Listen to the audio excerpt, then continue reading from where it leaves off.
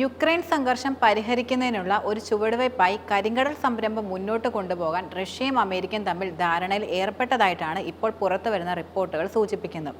റഷ്യയുടെ വ്യാപാരത്തിനും നാവിഗേഷൻ സ്വാതന്ത്ര്യത്തിനും തടസ്സമാകുന്ന നിരവധി ഉപരോധങ്ങൾ അമേരിക്ക നീക്കിയതിനു ശേഷം മാത്രമായിരിക്കും കരാർ പ്രാബല്യത്തിൽ വരൂ എന്നാണ് റഷ്യ പ്രധാനമായിട്ടും അറിയിച്ചിട്ടുള്ളത്. ക്രൈംലിനും വൈറ്റ് ഹൗസും പ്രധാനമായിട്ടും അഭിപ്രായപ്പെടുന്നത് കരാറിന്റെ ഭാഗമായി കാർഷിക വളം കയറ്റുമതിയിൽ ലോകവിപണിയിലേക്കുള്ള റഷ്യയുടെ പ്രവേശനം പുനഃസ്ഥാപിക്കുന്നതിനും സമുദ്ര ഇൻഷുറൻസ് ചെലവുകൾ കുറയ്ക്കുന്നതിനും അത്തരം ഇടപാടുകൾക്കായി തുറമുഖങ്ങളിലേക്കും പേയ്മെന്റ് സംവിധാനത്തിലേക്കുമുള്ള പ്രവേശനം വർദ്ധിപ്പിക്കുന്നതിനും അമേരിക്ക സഹായിക്കുമെന്നാണ്. റഷ്യൻ കാർഷിക ബാങ്കിനും ഭക്ഷ്യവളങ്ങളുടെ അന്താരാഷ്ട്ര വ്യാപാരത്തിൽ ഏർപ്പെട്ടിരിക്കുന്ന മറ്റ് ധനകാര്യ സ്ഥാപനങ്ങൾക്കുമുള്ള നിയന്ത്രണങ്ങൾ നീക്കുന്നതിനൊപ്പം തന്നെ റഷ്യൻ പതാകയുള്ള കപ്പലുകൾ, തുറമുഖ സേവനങ്ങൾ, കാർഷിക യന്ത്രങ്ങളുടെയും അനുബന്ധ വസ്തുക്കളുടെയും റഷ്യയിലേക്കുള്ള വിതരണം എന്നിവയ്ക്കെല്ലാം ഉപരോധങ്ങൾ നീക്കം ചെയ്യുന്നതിനും കരാർ വിഭാവനം ചെയ്യുന്നതായി റഷ്യ നിലവിൽ അറിയിച്ചു കഴിഞ്ഞു. പക്ഷേ ഇത് സംബന്ധിച്ചുകൊണ്ട് വൈറ്റ് ഹൗസ് വിശദാംശങ്ങൾ നൽകുകയും ചെയ്തിട്ടില്ല.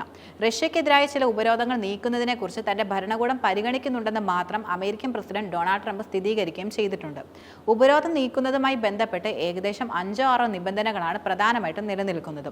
തങ്ങൾ അതിന്റെ എല്ലാം നിയമവശങ്ങൾ കൂടി കണക്കിലെടുത്തായിരിക്കും റഷ്യക്കെതിരെ ഉപരോധങ്ങൾ പിൻവലിക്കുകയുള്ളൂവെന്നും ട്രംപ് വൈറ്റ് ഹൗസിൽ മാധ്യമപ്രവർത്തകരോട് പറയുകയുണ്ടായി. അതേസമയം തന്നെ ഉപരോധ വിഷയം സംബന്ധിച്ച് യുക്രൈന് ശരിയായ വിശദീകരണം നൽകാതെയാണ് അമേരിക്ക റഷ്യൻ പ്രതിനിധി സംഘവുമായി ചർച്ച ചെയ്തതെന്ന് ആരോപിച്ചും യുക്രൈൻ പ്രസിഡന്റ് സെലൻസ്കിയും രംഗത്ത് വന്നിരുന്നു. അമേരിക്കൻ നിലപാടുകൾ ഉപരോധങ്ങളെ ദുർബലപ്പെടുത്താനാണെന്ന് അദ്ദേഹം ശക്തമായി തന്നെ അവകാശപ്പെടുകയും ചെയ്തു.